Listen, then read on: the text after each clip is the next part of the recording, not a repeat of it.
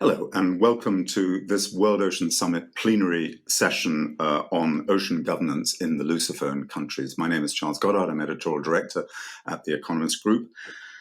The Portuguese-speaking or Lusophone countries, all of them coastal states, and many of them archipelagos, together represent a very significant ocean space. Their economic zones, their exclusive economic zones are a significant area. In 2010, the Lusophone countries agreed on a broad strategy for the oceans, and this session is going to look at the outcomes of that strategy. It's going to ask what has been happening in the intervening years. It's going to look forward as well at how those countries are managing and thinking about and implementing the SDGs, and indeed what the future holds for this agreement, this broad strategic cooperation between the Lusophone countries on the ocean. And I'm absolutely delighted to welcome four distinguished panelists to help us talk and think about this interesting topic. Let me introduce them. Augusto Santos Silva, who's Minister of State and Foreign Affairs for Portugal. Paulo Veiga, who is the Minister of Maritime Economy in Cabo Verde and Cape Verde. Tiago Pitta, Cunha, who is Chief Executive of the Oceano Azul Foundation, and Adjany Costa, who is Advisor for Environmental Affairs to the President of Angola. Welcome to all of you, and thank you very much for joining us today. You will find, incidentally, for those of you viewing us today, you'll find all of the biographies of these panelists on the screen under this media player. And let me just also mention that this session is supported by the government of Portugal in collaboration with Oceano Azul Foundation, for whom both we would like to obviously thank both of them for supporting this particular session. Let's begin, shall we? If I could, Minister Silva, with you, and we were very saddened ourselves, Minister, to not be able to hold our World Ocean Summit in Portugal, in Lisbon this year. And I'm sure also the ocean community was saddened, as I'm sure the Portuguese government was, that the UN Ocean Conference was not able to happen last year and will be delayed, I think, to early 2022 now. What was Portugal, along with the co-host Kenya, what was Portugal hoping that this conference might achieve, both for SDG 14 and indeed more broadly for the ocean? And what indeed is Portugal itself focusing on around SDG 14? Thank you very much, and it's a pleasure to be with my colleagues, the other panelists. And of course, we had and we have two purposes for the United Nations Ocean Conference. The first purpose is to address the follow-up issue of the first conference. We did the first conference in New York. Portugal, together with Singapore, was one of the co-facilitators of the conclusions. A call of action was then approved, and we have to monitor the implementation of this action plans that were provided then. And the second purpose is, of course, to advance. We have to advance, to open new rooms for international cooperation regarding the oceans. Just to give an example, this very interesting and very important idea of the 30 by 30. By 2030, we want to have 30%, at least 30% of our maritime areas duly protected. And there are many other issues that we have to address together. I think oceans are really a common resource, a common good of humanity. And we have to think of them in at least four dimensions. The economic dimensions, the blue economy is one of the most promising economic areas, opportunities for the world. We have to think in terms of environment, because oceans are the best climate regulator, and the issue of preserving the biodiversity of the oceans is a crucial issue for the survival the planet and of the humankind. We have a third dimension, this dimension of security. For instance, we cooperate a lot, the Portuguese-speaking countries, in addressing together the challenges of the maritime security in the Gulf of Guinea. And finally, the issue of governance, because if the ocean is a common good, we have to comply with common principles of governance. So, as you may see, it's a lot of things to do concerning this SDG 14. Are you happy with the progress around SDG 14, the progress that Portugal is making around it? I mean, I know looking at SDG 14 from a more skeptical point of view, I guess that there are plenty of targets already there is a big target already been missed around fishing subsidies. And I guess we're going to miss the plastics target. Do you feel that the SDG is more of an indicative, an aspirational set of goals than a set of targets that we actually have to reach? It must not be. It's not only an issue of having a common aspiration. This is, of course, important, and it was very important to individualize the SDG 14. It was one of the proposals Portugal and other countries did when the United Nations were approving the SDGs, Sustainable Development Goals. We advocate with other countries for having a single, unique, individualized objective concerning the oceans due to the importance of this common resource. But of course, we have a lot of work to do ahead of us. If you see the issues, for instance, of the plastic waste in the sea, the panorama landscape is not good. We are not doing what we must at the pace that we must do.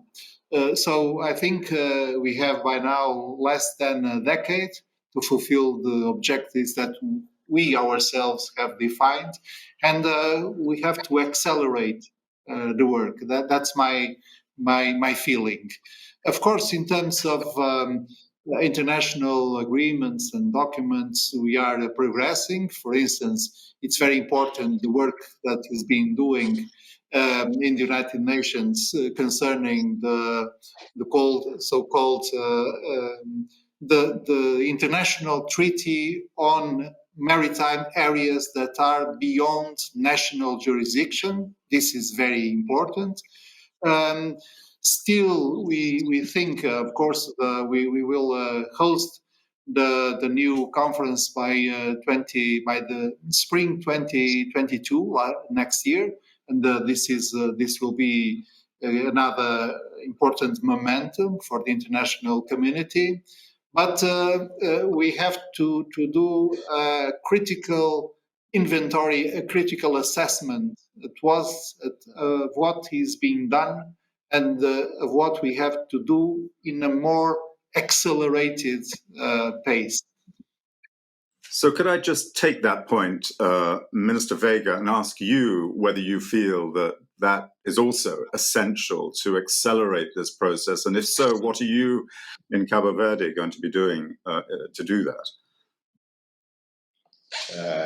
Thank you. Definitely we need to accelerate and take things more. I think we need to change from paper to the practical issues. As you know, Cape Verde is an archipelago, and it's the small development countries are the first ones to suffer the impact of the marine leader and overfishing and climate change. So we are definitely on board and doing our best to change the way things are done around the world, because it doesn't matter if we do it differently. If the world does not change, we suffer the impact anyway because we are so small and our impact on the system is so small. On this aspect, we've been partnershiping, especially with our neighbor and we actually family, as we say. Portugal is the 11th island of Cabo Verde, or maybe we are the 10 islands of Portugal. So we've been hand to hand fighting this aspect in all organizations. Cabo Verde, on this aspect, have adopted the blue economy as its system to move forward on the economy.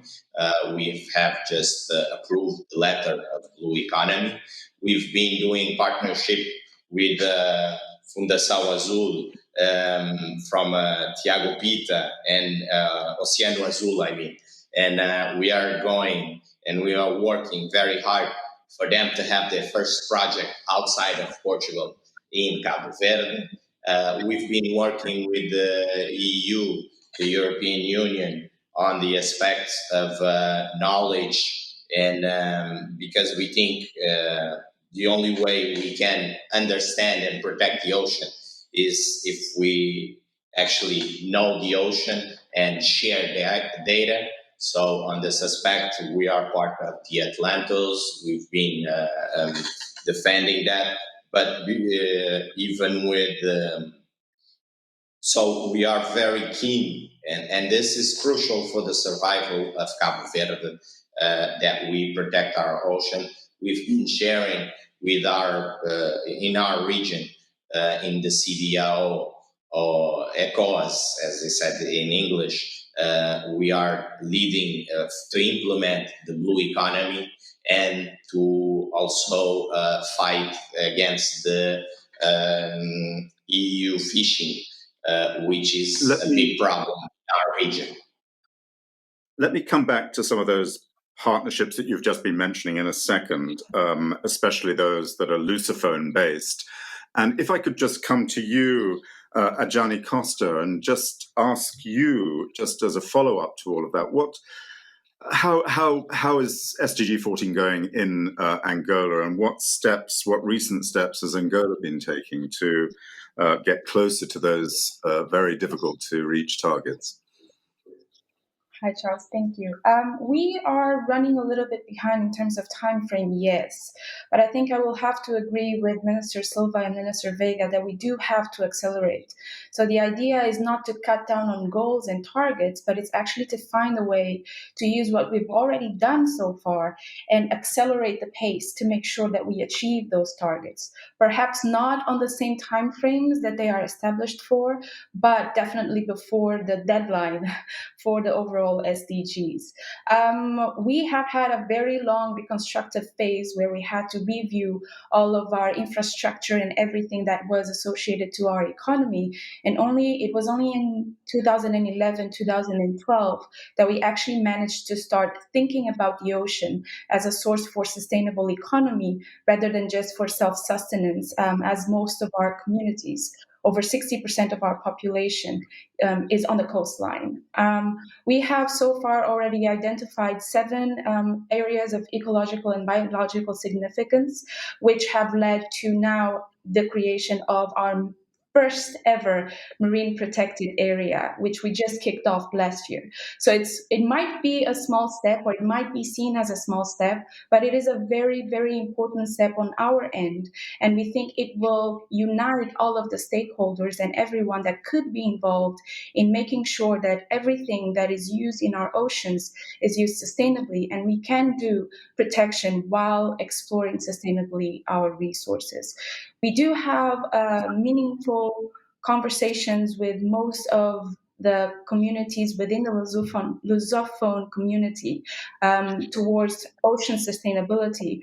But across that, with our neighboring countries as well, we do share a lot of marine resources with our neighboring countries, and we have been looking at achieving countries to make sure that these resources are used sustainably. We definitely do have to look more into the possibility of reframing some own goals and some own targets beyond and within the SDG 14, just to make sure that we do account for our unique socioeconomic reality and our unique history, and make sure that we do not come across situations that we cannot deliver what we promise. So we are in the process of working on that. Very briefly, can I ask you what those reframed targets are now that you've had a chance to consider everything within the framework of your own ocean plans? What are the reframed targets that you have? So first of all, the first one, and because we are very focused in first protecting before exploring, the establishment of the marine protected area that was included also for the first time in our law of conservation area. So we are including marine into pretty much everything that we think about conservation and economy. And we've also created an interministerial commission to make sure that all voices are heard and that we achieve sustainable conservation. So the 30 by 30 target will also include marine areas, which was not previously considered before. So let me just move from that and come to you, Tiago, if I could. And I think if we can move to the discussion about the Lusophone state, because the Lusophone ocean strategy. And one of the dimensions of that strategy clearly was to take the common political and diplomatic action in benefit of sustainable ocean development. How do you think that has worked in practice? And it was obviously put in place, the ocean strategy, the Lusophone ocean strategy, before the SDGs were put in place. How do the two work together, indeed, and how do you feel the strategy has been implemented, in a sense? Thank you very much for that question, Charles. Very nice to see you. And let me just say a word about the importance of these events of the Economist. World Ocean Summits, when they come up, were actually, for someone that works in the ocean agenda for a long time, a very important mobilizing factor for the ocean and for the international, and to put the oceans at the heart of the international agenda. I'd like also very briefly to salute Minister Santos Silva and Paulo Veiga. The Oceano Azul Foundation is very proud of the cooperation that we have established with both governments, and also to salute Mrs. Costa from Angola, of course. Indeed, the Lusophone community, I think, was quite pioneering in coming up with an ocean strategy in 2010, when many countries in the world were still not engaging in ocean policies and ocean strategies. I also find that the strategy as it focuses on areas of cooperation, starting by diplomatic concerted action, going through science and knowledge, environmental protection, and several areas of the economy and education that I think worked very well as a framework. As you said very rightly, this was before the United Nations has chosen the oceans as one of their sustainable goals. And so I think that there is now a cause and a motive for the Lusophone community to be able to step up a gear using the efforts that are needed to implement the SDG 14 in particular, but the oceans are important for many other SDGs, and to come up with a program which could be framed within this overall strategy and actually mobilize the community to become a leading force at the United Nations in pushing for ocean sustainability. Of course, the 30 by 30 commitment, which has already been accepted by Portugal and Cape Verde, and I just heard now from Mrs. Costa as well that Angola is also moving in that direction, are very good news. So I would think that having the Lusophone community all together defending a 30 by 30 target could be a very important point of departure. Another very important, I think, is a common action for COP26 in Glasgow. you know that the oceans have been absent from the climate negotiations so far, unfortunately. Now in Madrid in 2019, finally the nexus between oceans and climate has been declared. And I think that now with new United Nations leadership, which is also very much focused on coming back to climate negotiations, but in bringing the oceans to these negotiations as well, the Lusophone community could work on coming up with some strategic guidelines for the oceans to be higher on the NDCs of the member states of this community. So climate is a second area where it could be very important to do efforts. And finally, I would comment on a third area that Minister Costa Santos Silva referred, which is the BBNJ, the High Seas Agreement, where it's very important to get some progress done there because it has been on the making for too many years. And it seems that the degree of ambition of the international community is much lower on ocean affairs when compared with climate affairs. So climate action is much stronger than ocean action at this moment. And the way to change that would be to act together on a robust treaty for the BBNG. Yeah. Thank you very much, Tiago. So, of course, Tiago is a passionate campaigner, we know, and on the ocean. But I think he raises an interesting point, Minister Silva, if I could ask you that point, and I'm going to put it in a slightly different way from the way he put it. I'm going to say, ask the question, should the Lusophone community, in fact, be aspiring to do more as a community? And should it be thinking about, as Tiago said, putting its head together on 30 by 30, or indeed putting its heads together for COP26, indeed, and to create a common front around climate and the ocean at COP26. Should it be aspiring to do more? Yes, of course, no doubt. But I do think that we are working on that. For instance, right now, the rotating presidency of our community is assumed by Cabo Verde. And Cabo Verde chose a motto for their presidency that is very clear: people, culture, oceans. So Cabo Verde put the oceans at the very core of its presidency of our community. Second, we have regular meetings between our sea ministers.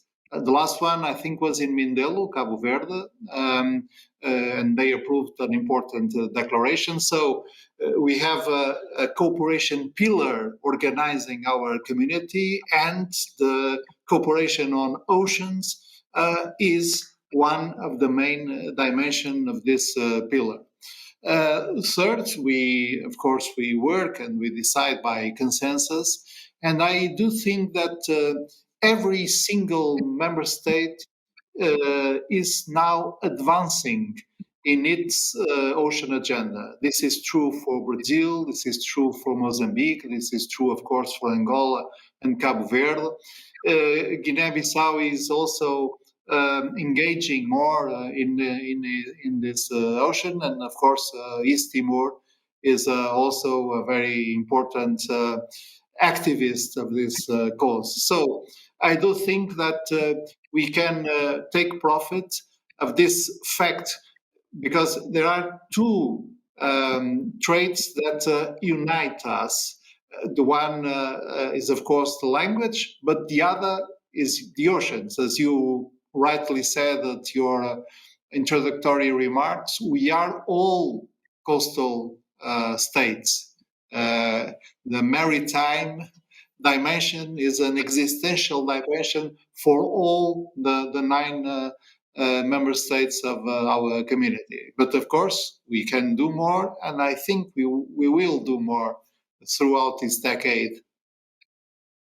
So let me just take that thought and thank you for reminding me that Cabo Verde has the presidency of the Lusophone community, and ask you, Minister Veiga, do you feel that this is a real opportunity now as both the Minister and Tiago have said, to inject some new aspirations into the ocean strategy that the Lusophone countries have. And indeed, in particular, given that this year is so important around COP26, around climate change. I was saying, definitely, if you look at the Lusophone countries, we almost covered the total Atlantic Ocean, from Portugal more to north, Cape Verde at the center. Then we have São Tomé and Angola at the bottom of the continent, and on the other side, Brazil. So it's definitely, we have a big role in at least in the Atlantic. We should be leading, and we are leading. Like Minister said, we put the ocean on the map. We have a lot of things that works between us. For example, we have the Air Center, which is led by Portugal, but it's connected. All the Lusophones are part of it. We also have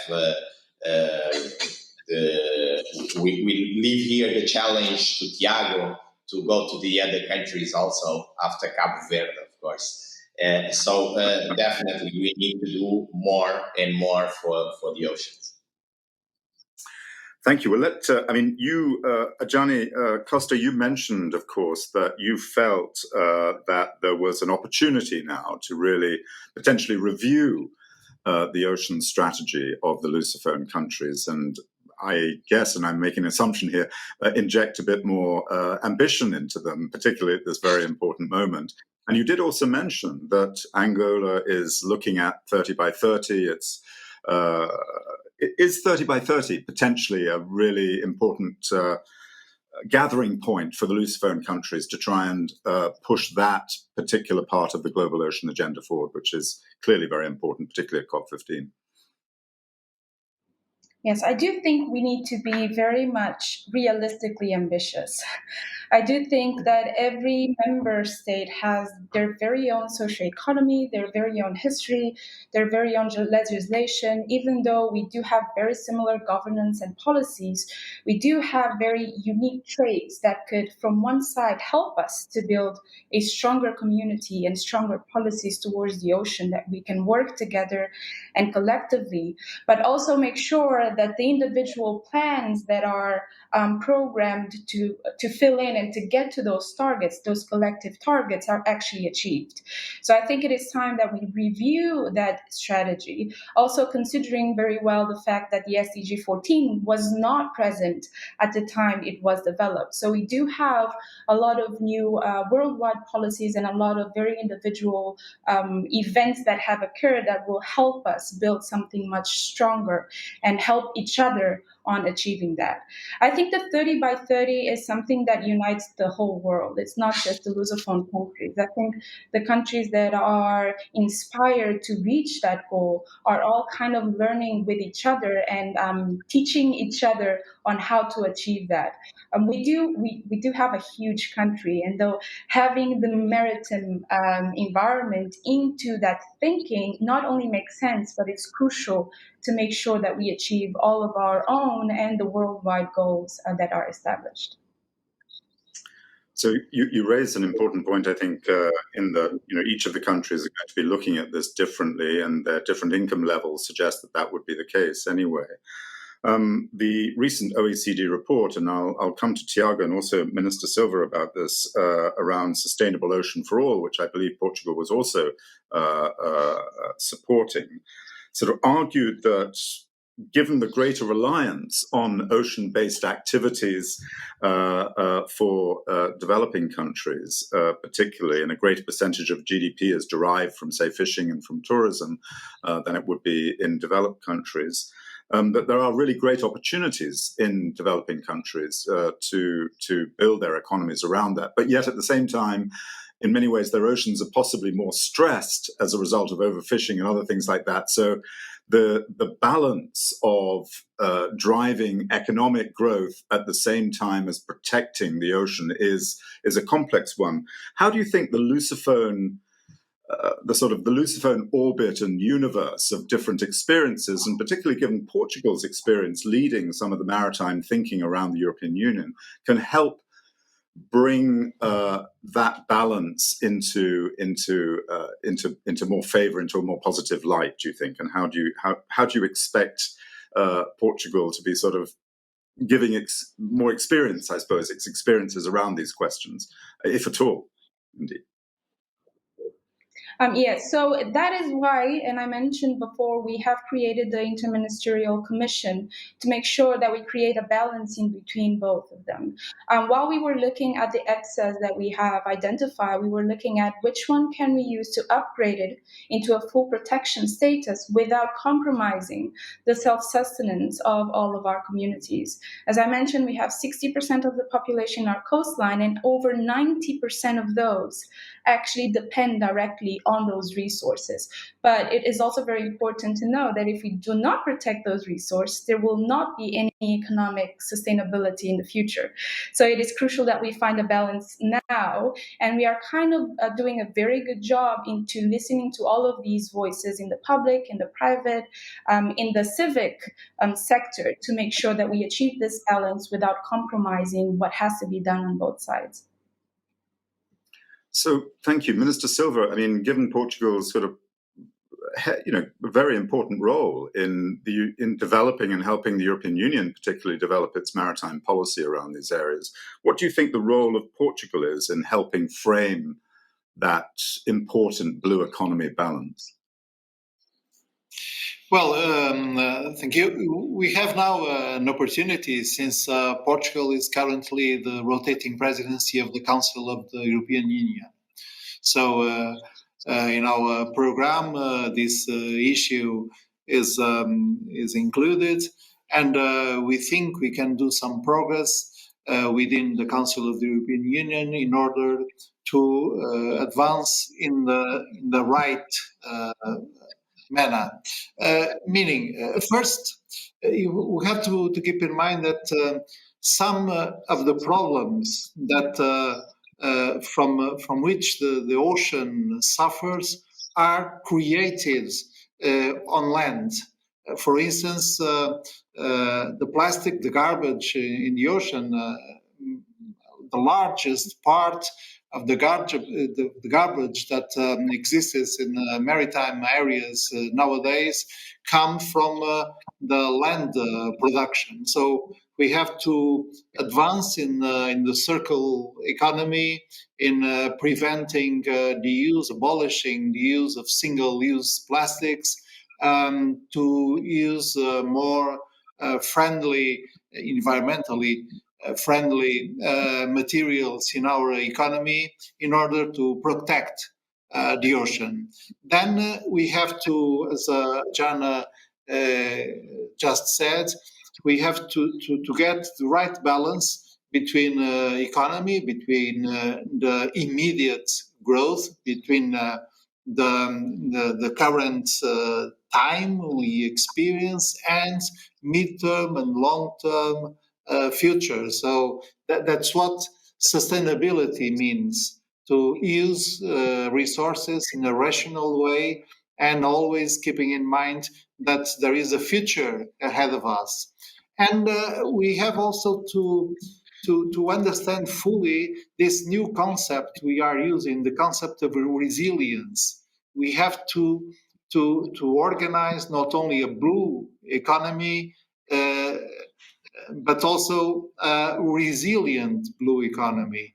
That's why the issue of governance is so keen, so crucial for the mid and long term blue economy. So I do think that many of the things we are discussing, for instance, in the European Green Deal, have directly to do with the ocean. But you cannot address all the pertinent issues of environment or climate without having in mind that the ocean is a crucial regulator for this kind of realities, environment, the climate change, and so on. So, of course, the rise of sea level is an immediate and urgent challenge to address, but there are many other challenges that we can only address if we have in our mind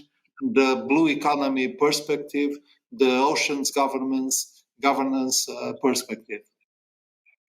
Well, let me take part of what you've just been saying there, Minister, to Tiago, if I can, and if we can be brief here. Obviously, Portugal has made significant advances, I think, in ocean planning and management. It's recently got a new marine spatial planning law. The minister obviously mentioned the Green Deal in Europe, and part of that is a maritime about raising the standards of maritime planning and management. But there has been a report recently in Portugal by a group of Portuguese academics that said that still, basically, Portugal's approach to marine spatial planning is primarily focused around the economic gains that it can be making out of that, the economic goals, and less around the sustainability goals. I think that's a common problem for every country. How does that get addressed, and how does that discussion get put into this broader Lusophone ocean strategy, do you think? Charles, I think that it's important to move towards a mission-driven action in terms of getting to the goals we want to get. And also, this is very important for climate change for oceans. I think that first of all, we need to be with an urgent mode, because as the IPCC said, we have 10 years to avert the climate crisis that will fall upon our generation and the next generations. And we will not be able to solve that crisis if we don't solve the ocean crisis. We will not be able to deal with climate if we don't deal with the oceans. Those two things must be very clear. I think that having assumed that, then we need really to build a new economy upon the ocean, because the blue economy can actually be an engine to decarbonize our national economies. On the transportation, the energy, and the food, we can have non-carbonizing sectors in the ocean. And this is why Minister Santos Silva also referred that the blue economy is going to be so important in the future. We are already taking from the ocean a lot of the food, the proteins we need. We will need much more proteins when we'll be 10 billion inhabitants in the planet. We cannot take that from land, because we will carbonize further our planet. So we'll have to take it from where there is no need for water, fresh resources, which is the ocean, and where actually we can even have proteins that remove carbon from the ocean, like bivalves and algae, which will be a great part of our food process. But the energy is going to be very much ocean-driven, like the green hydrogen, for instance. And also water will have to be more desalinized more and more. So I think that we have all together to build an economy that works in the ocean for the climate issue. And I think that here is where the crux of the matter lies. The Oceano Azul Foundation, if I may very briefly, has, with another group of stakeholders, almost 500 now worldwide, come up with this Rise Up for the Oceans, which raises the ambition of an ocean agenda for the next 10 years, and where these economic issues are addressed, this transition to a genuinely blue economy are addressed, and I think that's the way to go. Well, let me just ask a final question of everybody, if I may, just very briefly. Just coming back to the Lusophone question and cooperation between the Lusophone countries, of which there clearly seems to be a great deal of goodwill. What just a couple of priorities, Minister? What would you think around the ocean, the two priorities that you would want to see the Lusophone countries pick up as those countries agree to move towards addressing some of these difficult ocean challenges? Minister Silva. Yeah. Yeah, sorry, I do apologize. I should have said Minister. No, very briefly, I think we have two projects that are ongoing, and there are top priorities. The first one, my friend and colleague Paulo has already referred to. It's what we call the Air Center. That is a facility, Atlantic International Research Center, that aims to combine together, to join together the climate, the oceans, and the space issues.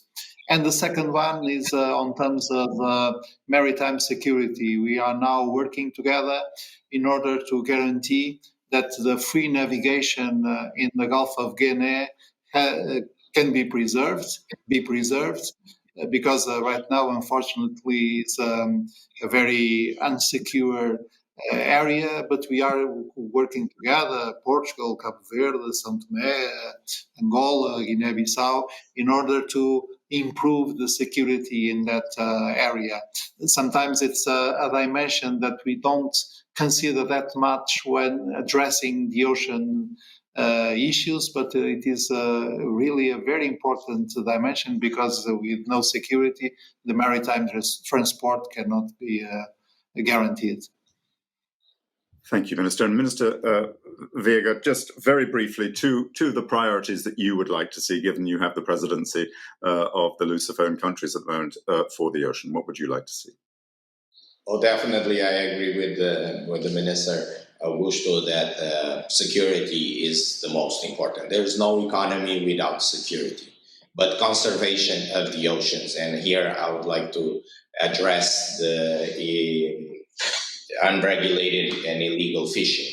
We have to fight this, and this goes hand to hand with security and surveillance of our ocean. So this is an important aspect. I'll just take a minute to talk about the blue economy, just 30 seconds.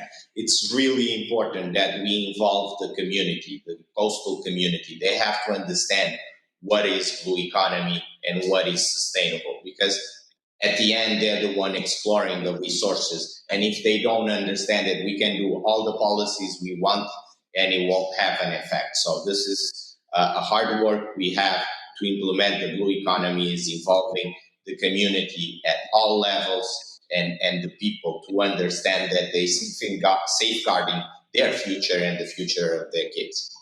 Thank you. Thank you. And finally, Adjany Costa, just a couple of priorities from you from the perspective of Angola for the Lusophone countries.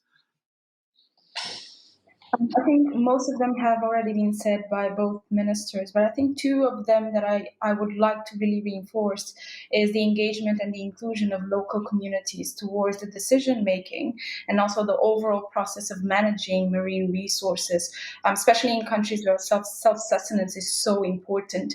I think it is very important to have them involved throughout the process, because they will be the ones in the ocean and they will be the ones helping do conservation as well. If they're not engaged, where really the efforts might not take us to where we want it to be. And the second and one, which also kind of compromises security, is the regulation and also the fiscalization. It is very important that we establish accurate regulation that are very realistic, but also very prone to the socioeconomic aspects of the area, but also that we are able to fiscalize what is being done in our oceans by ourselves and also by others. I think those are the two ones. Well, thank you very much, everybody. There's plenty of aspiration around this table, this virtual table, about the role and the potential impact of the Lusophone countries. I just want to thank all of our very excellent and distinguished speakers: Augusto Santos Silva, Minister of State and Foreign Affairs for Portugal, Paulo Veiga, who is the Minister for Maritime Economy in Cape Verde, thank you, Tiago Pitta Cunha from Oceano Azul, and of course Adjany Costa from Angola. Thank you all very much indeed for your thoughts.